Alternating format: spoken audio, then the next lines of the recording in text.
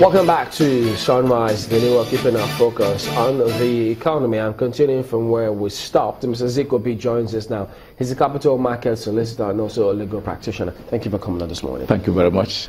Having listened to the finance minister, now the perspective of the CBN about what needs to be done, what's your impression?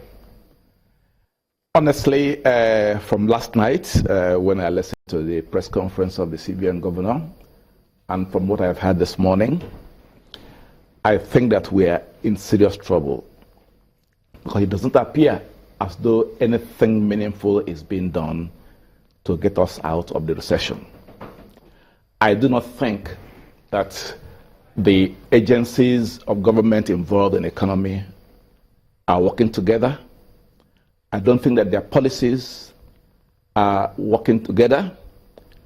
And I really don't see how we can get out of this this problem right now. We are told by the Minister of Finance and Minister of Budget that they are on top of the situation, but we don't see where they're going. All we hear is you pumping money, pumping money, pumping money. Now there's a disagreement yesterday, or there was a disagreement yesterday. Minister of Finance says you have to reduce interest rates. CBN says you don't have to do that. Who is right? Who is wrong? Well, she says, well, she would love to see a reduction in interest rates, and she gave her reasons how it will help the cost of borrowing and perhaps other sectors of the economy. But the CBN, yesterday, even today, have said from history, they don't think reducing interest rates will be the immediate solution. So are you saying that those comments show fundamental differences, or does it mean that maybe if they haven't properly ironed it out, does that then mean that they are not discussing about what needs to be done? That's exactly what it is. If the two major agencies concerned with running the finance of this country cannot agree on such a simple matter of which way forward to go, then there's a problem. She says she would like to see that, but obviously if she thinks it is the correct thing to do. But CBN feels otherwise. What about the argument of the CBN that they've done this in the past? They did it in the 70s. It didn't get the kind of desired result. They even did it recently, and when they were not seeing that kind of result, then they stopped it. Yes, they may be right. So how come the Minister of Finance doesn't see so, or see that too? See, I think the basic problem we have, and people keep asking these questions, do we have the right people manning our economy? And from what we all are seeing, I do not think that we have the right people running our economy. Because they disagree on this issue? Not so much that. I mean, from all that has happened or have been happening about the economy, this problem didn't start yesterday. It didn't start recently. It didn't start with the last administration. Anybody in this country would have seen this coming for years. You know very well, right from independence, right from 1963, when we became a republic, nobody has seriously done any infrastructural change in this country. We've gotten so much money. We've squandered so much money. The military, of course, did not help us in any way. If we had built our economic base, industrial base, all along during this period, by now, any problem that we face, we can easily surmount it. But there are deficiencies in the industrial and economic base of this country. What do you think? Because I also did ask the Minister of Finance yesterday how they measure the impact of all these policies that they are working on or churn out.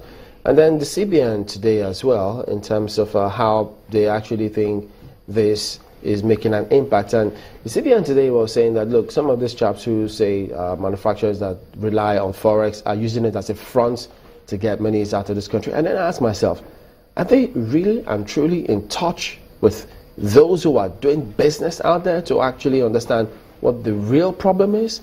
Because people are closing shops on a regular basis. They're shutting down, sacking people, and this argument is still going on. Well, you see, I think one thing we forget to look at is that in this country, whether people are in the private sector or government, people abuse and misuse the resources that we have. You're talking about the private sector. How many of them, some of them, you give them the money. They don't use it for anything. They siphon it.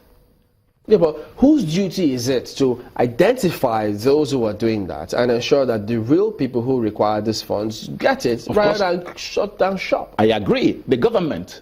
That's where, if those in charge of our economy, Ministry of Finance, Ministry of Budget, Central Bank, are working in tandem, I think they should be able to identify most of these problems that we face and know who to sanction.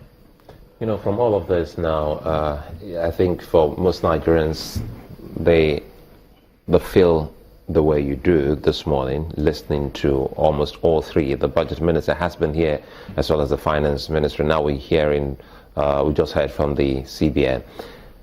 What would you have thought for them to be doing at the moment or to have done? Honestly, I think that they ought to get the experts in economy together, talk with them, seek their views.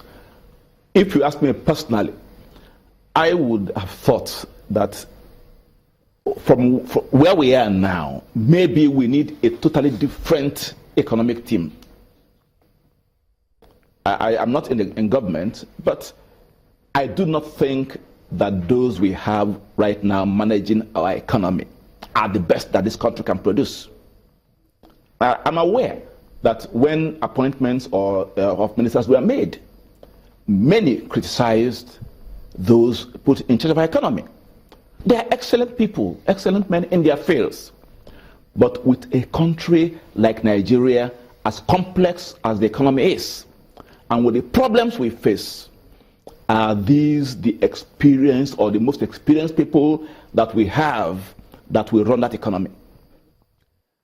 I do know, I was at a discussion sometime somewhere, and somebody says, if you call a meeting of finance ministers or some group abroad, and before they attend, let's say IMF or something, they look at the CVs of those who are coming to the meeting to know whether these are people that they want to sit down with to discuss based on experience.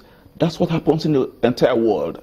I don't think there's any country, any developed country, where you go today and you find that those in charge of their economics or finance are those that have very little experience in that field. I think in this country, that is exactly what we have, and that's what we are doing. Because we have serious problems, serious problems. All we are hearing is, you pump in more money, millions, millions, millions. But pumping in money, it goes exactly the way all the other monies have gone. We have structural problems. We have basic problems to sort out in this country. We're talking about foreign exchange. They're talking about foreign exchange. We need it, we need it, we need it. How did the one that we had before go? We know that when this government came in, obviously this government, instead of what they should have done immediately, tell us what the economic policy is, there was none. For several months, nothing. People were speculating. And when the investors were there, foreigners in particular, and had nothing, and all we're hearing is, corruption, this country is the most corrupt country, and who would have confidence doing business here, except the crooked ones? Now, immediately, they started taking out their money. The next thing CBN did was, those who have domiciliary accounts, you cannot even operate it, you can't take it out.